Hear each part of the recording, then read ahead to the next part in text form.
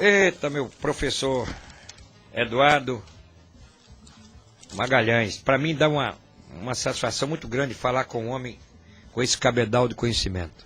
Professor, o que está havendo com o processo eleitoral desse ano? Campanha gélida, a campanha fria. Isso é porque os compradores de cadastro não botaram a cara na rua, ou não querem botar a cara na rua, porque essa eleição está parecendo que é de Sua Excelência o cadastro eleitoral. Essa apatia é em função de quê? Muito bom dia, seja muito bem-vindo aqui, professor Eduardo Magalhães. Bom dia, o prazer é todo meu, e mesmo com a dificuldade de chegar aqui, que eu sou péssimo de orientações de trânsito. Mas olhe, França, algumas coisas são importantíssimas que devem ser registradas.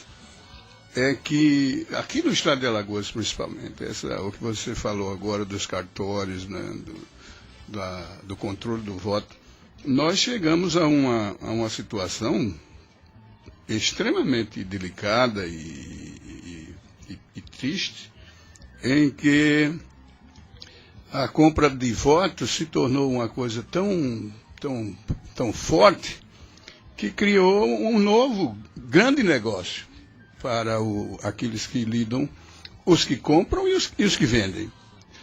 Porque as pesquisas, França, dão uma informação e a realidade é outra. As pesquisas mais recentes indicam que no estado de Alagoas, 13% dos eleitores vendem o voto.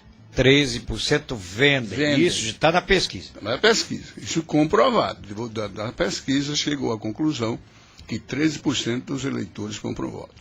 No entanto, todos os candidatos, todos, sem exceção, fazem o cálculo do valor de uma eleição baseado em todos os votos. Você precisa 30 mil votos para se eleger deputado estadual, você trabalha em cima do valor de um voto multiplicado por 30 mil.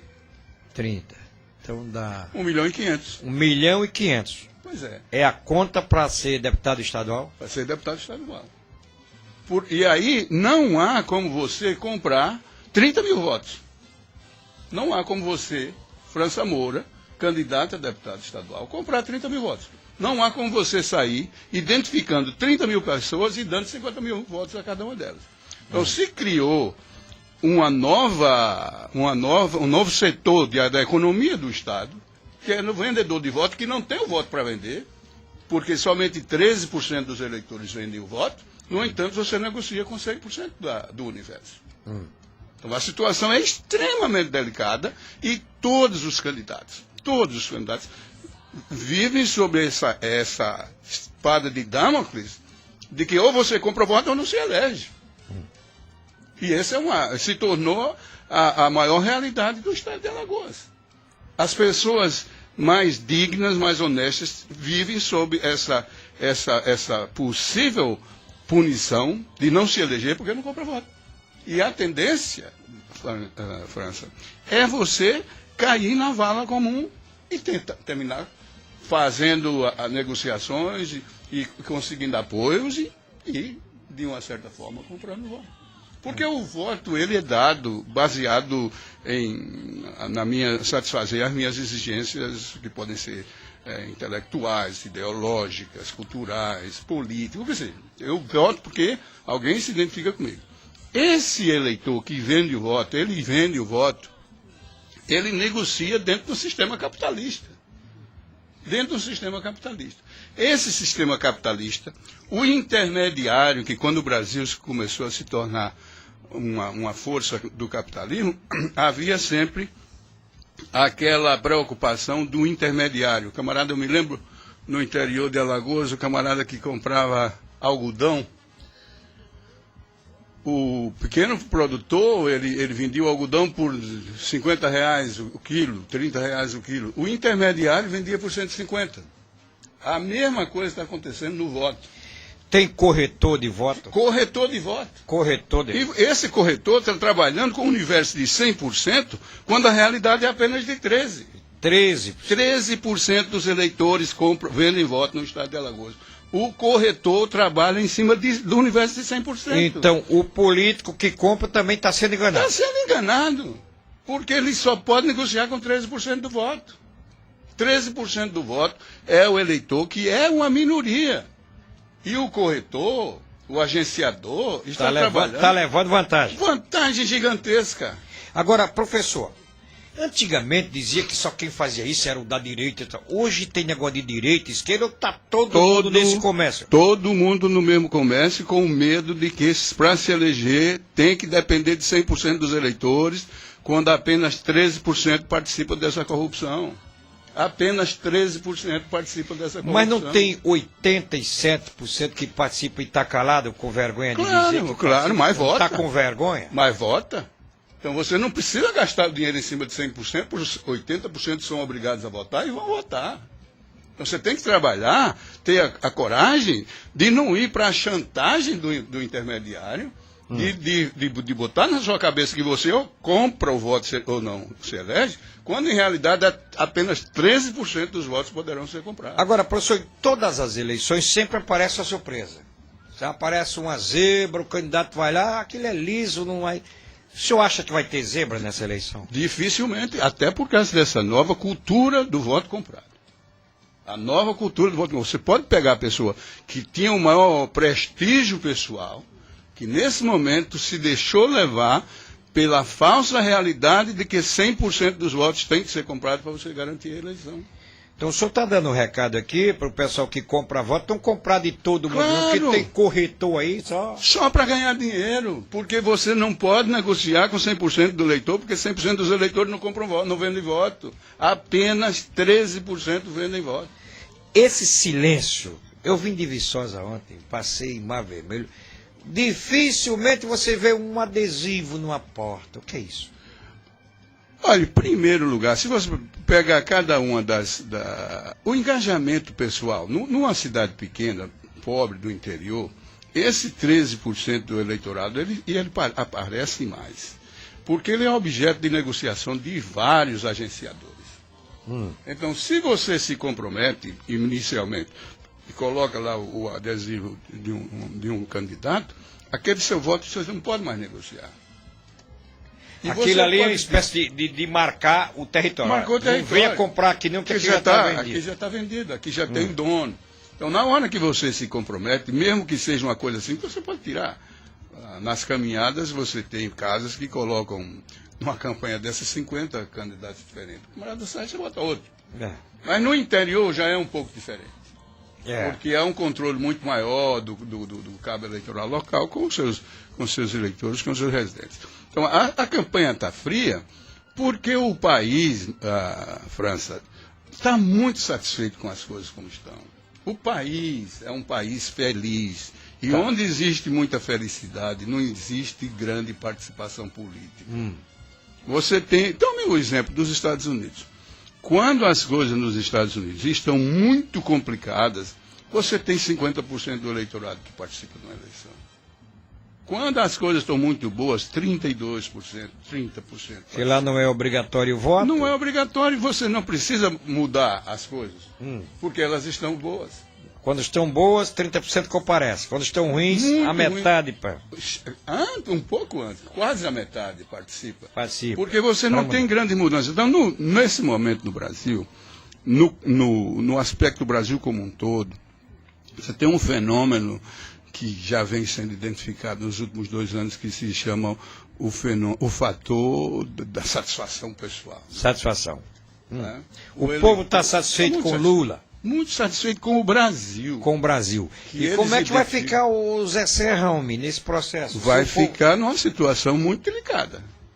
Porque o Lula, França, conseguiu transformar 8 anos de Fernando Henrique, mais 7 anos e meio dele próprio, num projeto de Brasil. Num projeto de Brasil. E nesse momento, no inconsciente coletivo, ser contra um candidato de Lula é ser contra o Brasil.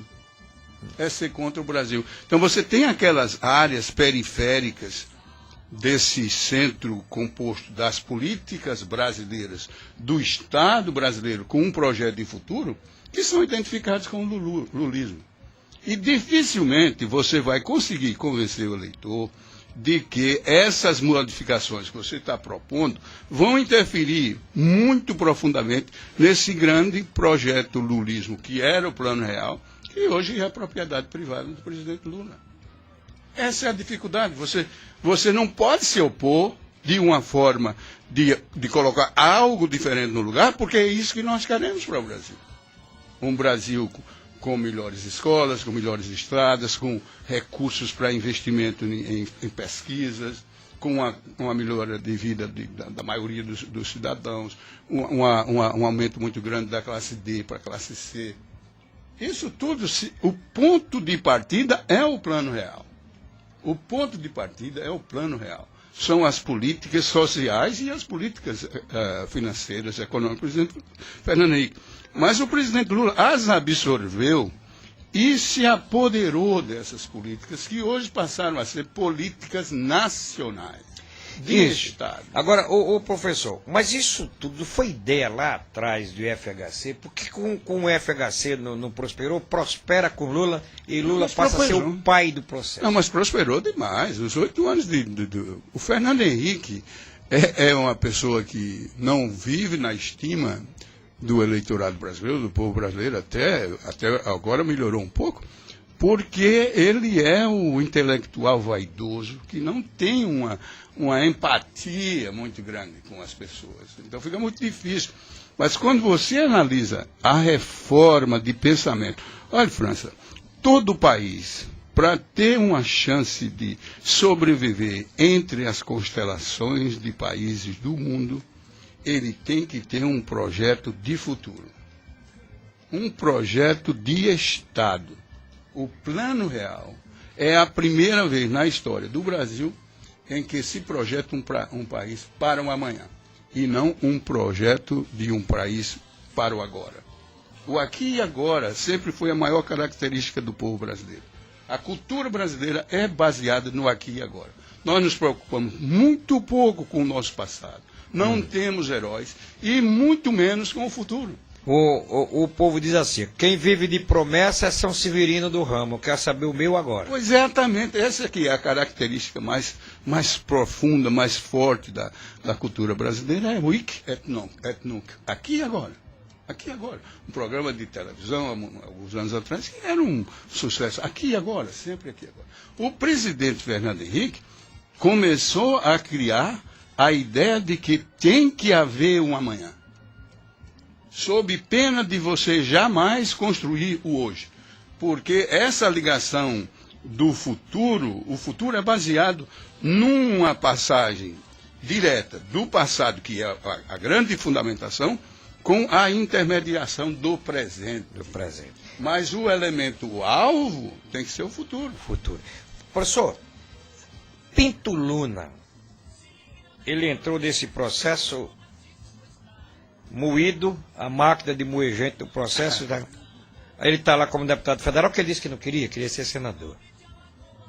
Algo me diz que em ele sendo da Polícia Federal, e agora participando diretamente, está lá no front, está indo lá, pisando o terreno que todos os políticos pisam. Ele não estaria mapeando e passando todos os dados importantes para a Polícia Federal dar uma butada nesse processo? Olha, quando você se aposenta, você se desliga da Polícia Federal. Ele não é mais um policial federal. Ele é um policial federal. Mas não tem vínculo de amizade com as pessoas que tem lá? Mas aí você tem que ter a ética, tem que ter a dignidade pessoal. É a mesma coisa, França, de um presidente da República ser candidato a prefeito ou disputar outras eleições. Nos Estados Unidos, o ex-presidente da República, ele é um conselheiro, um consultor permanente do governo dos Estados Unidos com salário integral.